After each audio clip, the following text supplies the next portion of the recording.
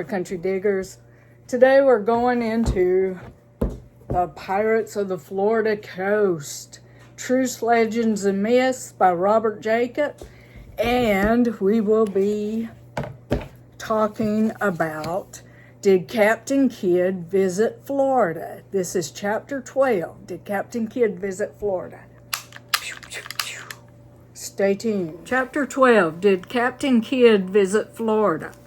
Florida has several cities that claim to have a long tradition of pirates, using their ports as a base or of them burying treasure near the beaches. Tourists who visit these cities will generally be told that Captain Kidd buried some of his treasure nearby. Most notably is the city of Amelia Island, located in the northeast corner of Florida, along the Georgia-Florida border. For many years, stories of Captain Kidd's connections to this island have been told by locals and have even been included in some of the tourism websites and in tourist brochures. But did this famous pirate actually stop at Amelia Island or anywhere along the Florida coast and bury treasure? There is no doubt that Captain William Kidd is among the most famous pirates of all time. But just like so many other pirates of the period, very little is known about his early life.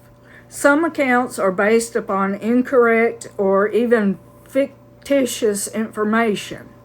The most recent scholarly research states that William Kidd was born in 1654 in Scotland, perhaps near Dundee.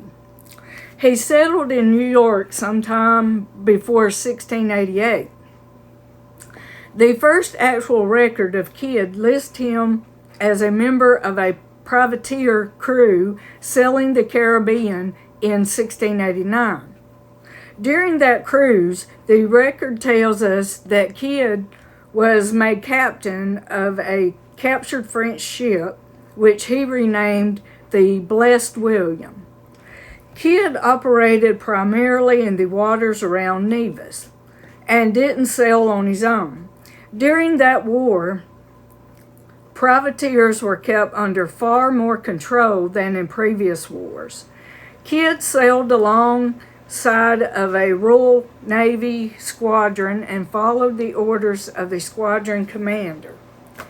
After his service was complete, Kidd was given the sloop Antigua to command, and he returned to New York, where he assisted the new governor, Colonel Henry Sloughter, in putting down a local rebellion.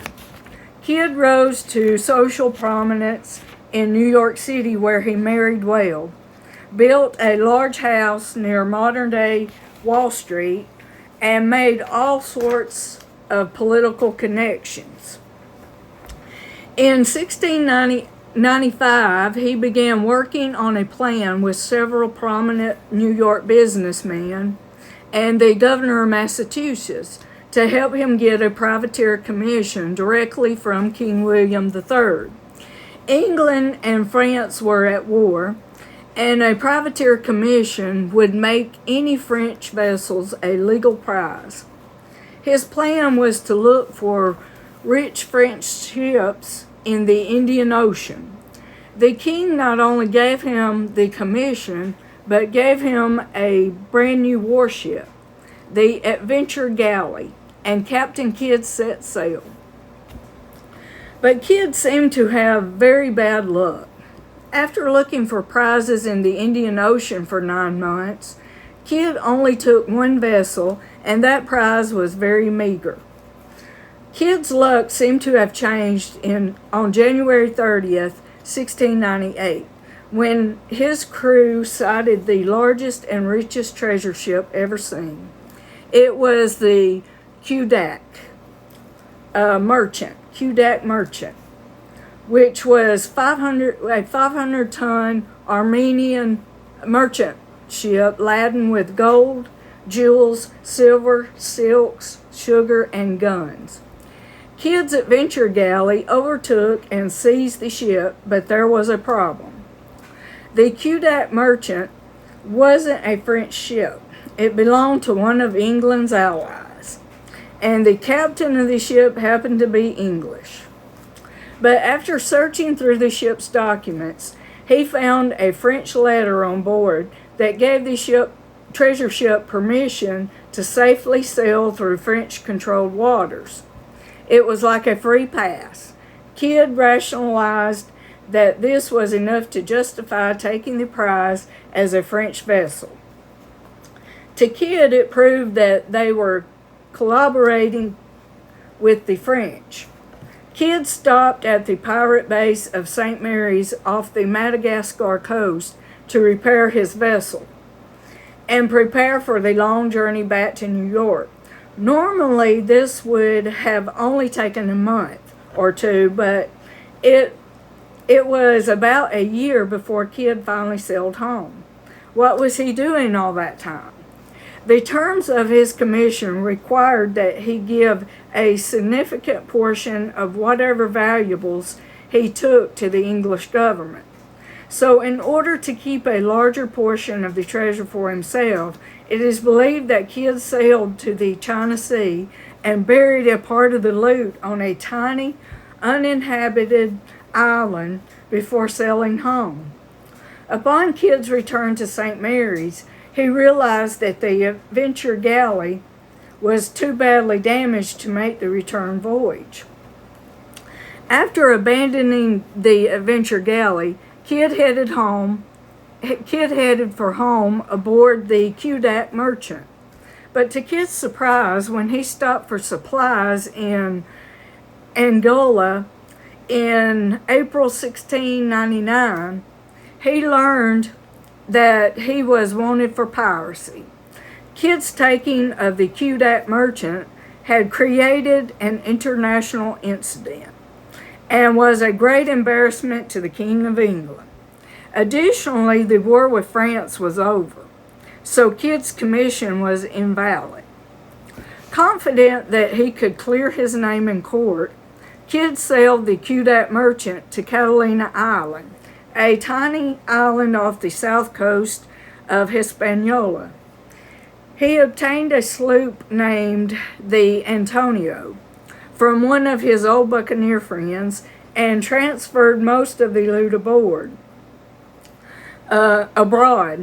leaving the Quebec merchant behind with a portion of the loot and a few of his crew to guard it. Kidd sailed back to New York on board the sloop Antonio.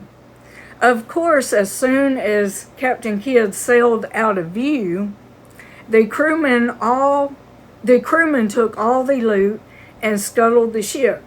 The wreck of the Quebec merchant was actually discovered 70 feet offshore of Catalina Island in 2007.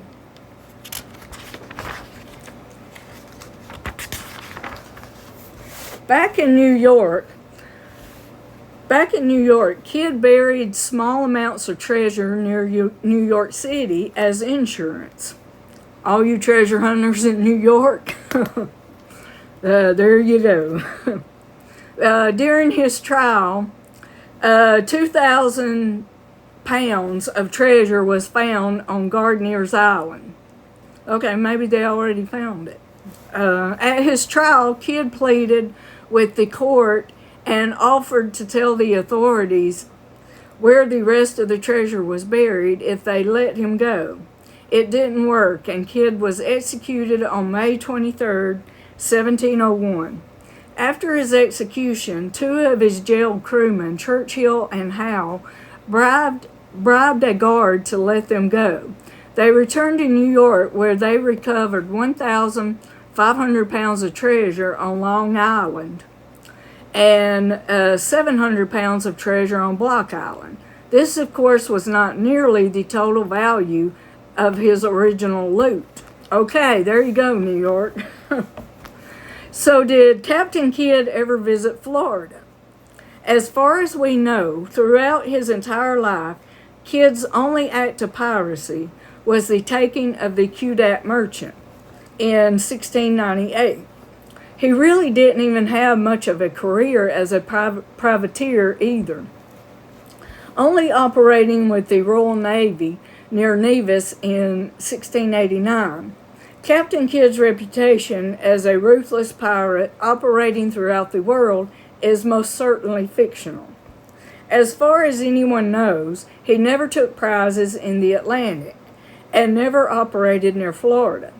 But it is possible that Kidd stopped at Amelia Island and buried some of the treasure during the summer of 1699 while sailing back to New York. Is it possible?